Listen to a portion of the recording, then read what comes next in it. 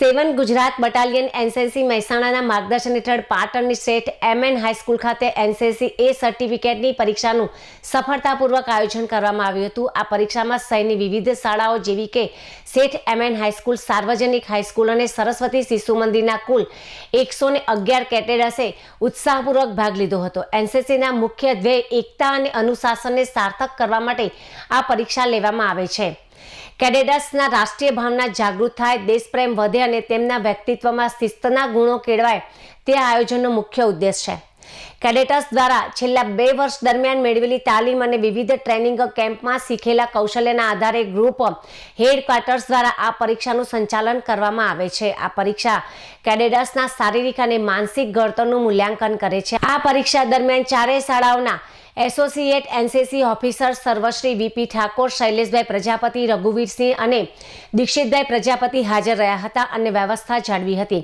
વધુમાં સેવન Gujarat battalion NCC Mehsana તરફથી 2 PI સ્ટાફના સભ્યોએ પણ ઉપસ્થિત રહી પરીક્ષાનું નિરીક્ષણ કર્યું હતું।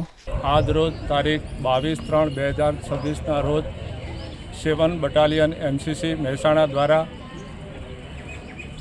એ સર્ટિફિકેટ એક્ઝામ સેઠ એમએન હાઈસ્કૂલ પાટણ ખાતે લેવામાં આવી છે, જેમાં સેઠ એમએન હાઈસ્કૂલ, બીડી સાર્વજનિક વિદ્યાલય, સરસ્વતી શિશુ મંદિર તથા પીપીજી એક્સપેરિમેન્ટલના કુલ મળી 111 કેડેટ્સ શાળાના પટાંગણમાં એ સર્ટિફિકેટની એક્ઝામ આપી રહ્યા છે।